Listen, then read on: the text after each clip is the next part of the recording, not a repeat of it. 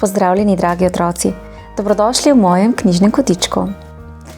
V današnji pravljici bomo spoznali nenavadna prijatelja, malce plašnega medveda in precej pogumno deklico. Prijatelja boste skupaj spoznala, kaj pomeni prijaznost. Zanimivo, kaj ne?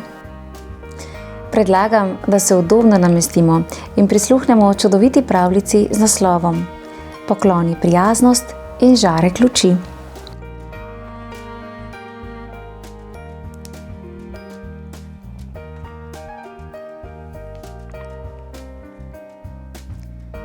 Koko in Medo sta bila prijatelja domala od prvega srečanja.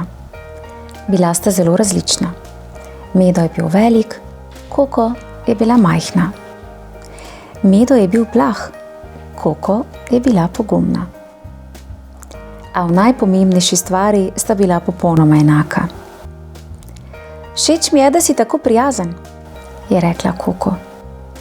Tudi jaz imam pri tebi najraje prav to, je Medo vrnil kompliment. Všeč mi je tudi, da tako dobro plešeš, ga je pohvalila Koko. Želim si, da bi živali vedele za vse te dobre lastnosti, ki jih opaziš pri meni, je vzdihnil Medo. Mar ne vedo?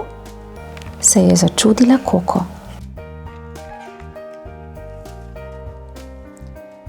Pravijo, da sem gotovo zloben, ker sem tako velik, in nekatere med njimi se me celo bojijo. Kaj takega? Je nejeverno zategnila Koko. Ja, je zavzdihnil Medo in posmrkal. Koko je Medotu podarila velik, krepak objem. To je namreč pomagalo tudi njej, kadar je bila žalostna. Potem, ko se je Medo nekoliko potolažil, se je Koko spomnila. Moja babica zmeraj pravi, ko svet se stemni, kakor zimske noči, pokloni prijaznost in žarek luči. Če lahko napraviva to, bodo druge živali morda uvidele, kako dober in prijazen Medo si. Toda kako pokloniš prijaznost? Je bil radoveden Medo. Koko se je za hip zamislila, potem pa preudarno odgovorila. Mislim, da mora biti prijaznost nekaj, kar lahko podariš, kakor darilo. Lahko spečeva piškote in jih deliva, je predlagal Medo. Ja, se je strinjala Koko. Kje pa bova našla žarke luči? Je vprašal Medo. Narediva svetilke, se je hitro domislila Koko. V njih je veliko topline. V svoji votlini imam stvari, ki jih lahko uporabiva, je ponudil Medo.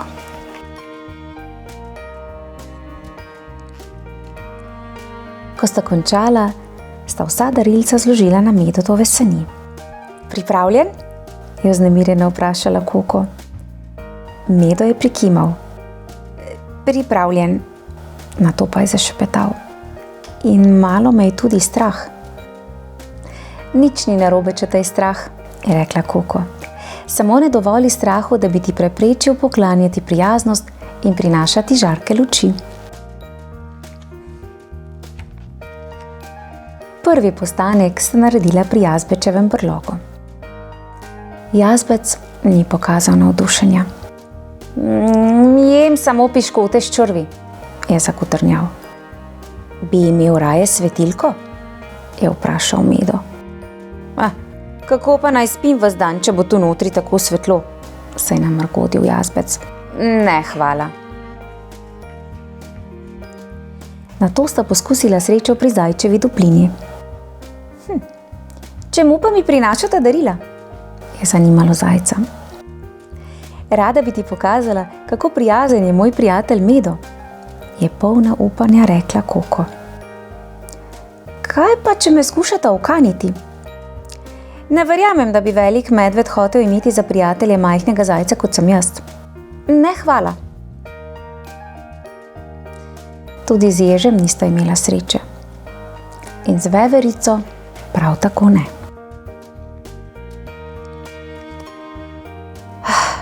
Mislim, da je čas za odmor, je zavzdihnil Medo. Mogoče se morava domisliti drugačnih daril in jutri znova poskusiti, je rekla Koko. Pot domov je bila hladna. Edini zvok, ki jo je spremljal, je bilo škripanje snega pod šapami in škornji. Nato pa... Na pomoč! Si slišala? Je vprašal Medo. Od tam prihaja, je šepnila Koko in pogledala v smeri vpitja. Skočila je s poti in bumf! Hitro, splezaj na moj hrbet, je zaklical Medo. Nato se je spet zaslišal krik. Na pomoč! Pa saj to je srnjaček, je vzkliknila Koko. Kaj pa počneš tukaj čisto sam, je vprašala. Šel sem na pustolovščino, je hitel pojasnjevati srnjaček, ki se je kar tresel od mraza. Obožujem pustolovščine, je pripomnil Medo. Zato tudi jaz, je s tresočim se glasom odvrnil srnjaček. Ampak zdaj sem obtičal. Ne boj se, ga je pomirila Koko. Lahko ti pomagava. Kako? Je zahlipal srnjaček. Tudi ti lahko sedeš na moj hrbet, je rekel Medo. Srnjaček! Srnjaček! Kje si? So klicale živali, ki so preiskovale gozd. Tukaj sem, je zaklical srnjaček. Ostal sem ujet v snegu, toda Koko in Medo sta me našla in mi prijazno pomagala. Najlepša hvala, se je vidno olajšana hitela zahvaljevati mama srna. Še sreča, da je Medo tako velik, je vzkliknil zajec. In pogumen, je rekel jež. In prijateljski, je dodala veverica. Po moje je čisto prijazen medved, je zamrmral jazbec. Medo, si slišal to? Končno so doumeli, da si prijazen, je navdušeno vzkliknila Koko. Ne razumem, je rekel Medo. Zakaj potem niso hoteli najnih piškotov ali svetilk?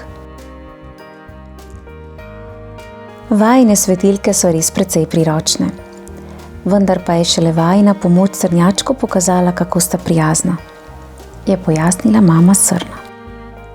Toda pomagala sva zato, ker je prav, da pomagamo, je rekla Koko. Točno tako, je pritrdila mama srna. Prijaznost je najbrž to, da namesto daril podarjamo ljubezen, je rekel Medo. In to, da naredimo nekaj prijaznega, ne da bi pričakovali karkoli v zameno. Koko je obrnila pogled navzgor k zvezdam. Mislim, da zdaj razumem. Razumeš kaj? Je vprašal Medo. Ko svet se stemni kakor zimske noči, pokloni prijaznost in žarek luči. Koko se je na široko zasmejala in začela z nogo udarjati ob tla. Toda Medo, nečesa o tebi drugi še vedno ne vedo. Joj. Kako prijazna pravljica, kaj ne? Ja, in tako sta Koko in Medo razširila prijateljstvo, prijaznost, nesebičnost ter dobroto med vse ostale živali. Bravo, deklica in Medo. Odlično vam je uspelo. Ja, in spoznali smo, da so imele živali slabe predsodke oziroma negativno mnenje o medvedu. A se je na koncu izkazalo, da temu le ni bilo tako. In tako je tudi medved potreboval veliko časa, truda ter pomoči Koko, da je živalim le dokazal, da je prijazen. In tako sta skupaj z deklico prižgala žarek luči. Zelo čudna pravljica. Otroci, v mojem knjižnem kotičku pa lahko prisluhnete še slovenski koroški ljudski pravljici Hvaležni medved, ki je prav tako zelo prijazna. Prijazen pozdravček prav vsem in bodimo vsi prijazni ter polni luči.